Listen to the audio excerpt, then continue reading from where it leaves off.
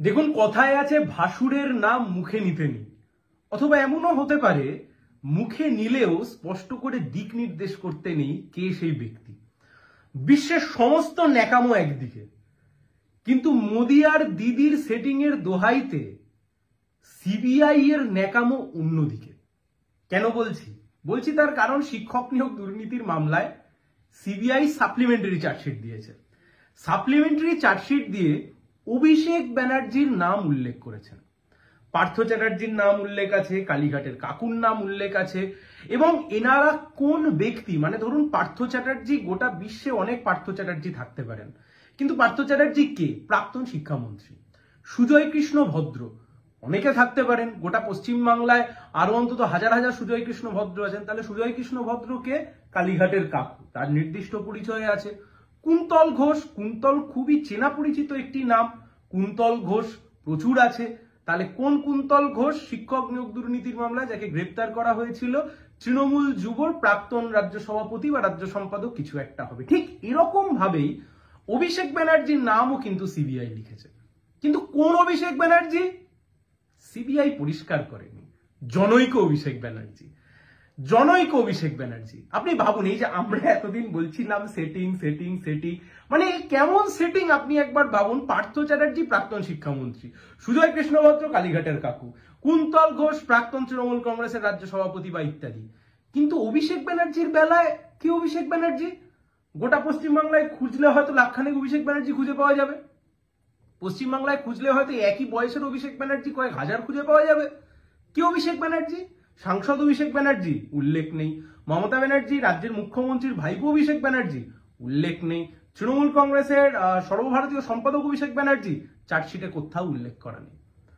আপনাদের নিশ্চয়ই মনে আছে, আজ থেকে কয়েকদিন আগে শিক্ষক নিয়োগ দুর্নীতির মামলাতে শুভেন্দু অধিকারীর ভাই দিব্যেন্দু অধিকারীর নাম সামনে চলে এসেছিল।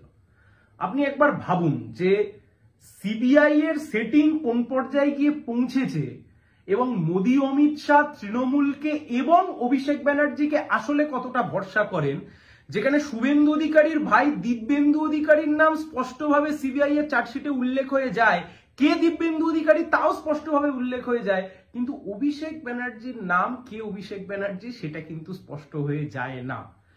তাহলে কি দিল্লির বিজেপির নেতারা শুভেন্দু অধিকারীর চাইতে বেশি অভিষেক ব্যানার্জিকে ভরসা করেন? সেটিং এর রাজনীতি, আবার বলছি, যা চলছে মহারাষ্ট্রের রাজনীতি, মহারাষ্ট্র মডেল।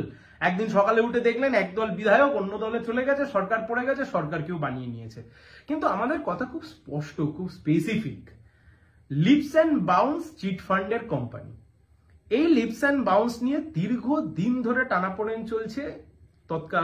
আগে মন্ত্রী ছিলেন সিপিআইএম এর নেতা, কেন্দ্রীয় কমিটির সদস্য ছিলেন এক সময়তে, বর্ষিয়ান নেতা কমরেড গৌতম দেব। তিনি সর্বপ্রথম জনসমক্ষে নিয়ে এসেছিলেন যে লিপস অ্যান্ড বাউন্স, মমতা ব্যানার্জির ভাইপো কিভাবে চিট ফান্ডের ব্যবসা করেন। সেই লিপস অ্যান্ড বাউন্সের নাম এখানে জড়িয়ে গেছিল। আপনাদের নিশ্চয়ই মনে আছে, বিচারপতি অমৃতা সিনহা যে সময়তে এই প্রাইমারি মামলা শুনছিলেন, সেই মামলা শোনবার সময়তে অভিষেক ব্যানার্জির অ্যাসেট ডিক্লারেশন, অভিষেক ব্যানার্জি একজন সাংসদ হিসেবে তার কি অ্যাসেট, তার কি লাইবিলিটিস, তা দেখে পর্যন্ত প্রশ্ন তুলে ফেলেছিলেন। এই যে লিপস অ্যান্ড বাউন্স কোম্পানি, সেই লিপস অ্যান্ড বাউন্স কোম্পানির মাথা কে? অভিষেক ব্যানার্জি। এতদিন আমরা কেউ জানতাম না, কোর্টে যখন এফিডেভিট দেওয়া হয়েছিল তারপর আমরা জানতে পেরেছিলাম। তাহলে প্রশ্ন এখানে, লিপস অ্যান্ড বাউন্স কোম্পানির নাম এলো, কিন্তু কে অভিষেক ব্যানার্জি তার জানা গেল না, মানে তার জানানো হলো না।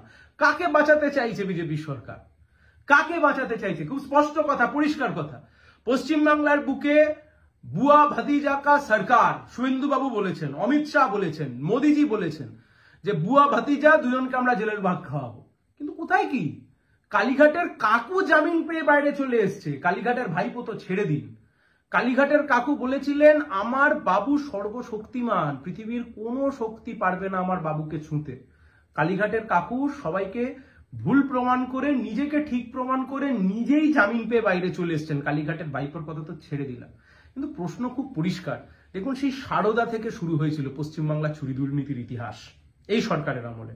সারদা, রোজভ্যালি, নারদা, একের পর এক চিটফান্ড দুর্নীতির মামলা, পৌরসভা নিয়োগ দুর্নীতির মামলা, গরু পাচার, কয়লা পাচার, রেশন দুর্নীতি, আচ্ছা এর বাইরে শিক্ষক নিয়োগ দুর্নীতি। আপনি একের পর এক সব দুর্নীতির অভিযোগের তদন্ত কোর্ট হাতে তুলে দিয়েছিল বিশ্বাস করে ইডি এবং সিবিআই।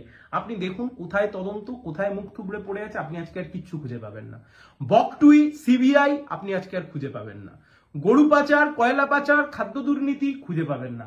সারদা রোজভ্যালির ফাইল আর খুঁজে পাওয়া যাবে কিনা তা নিয়েও হয়তো ডাউট রয়েছে।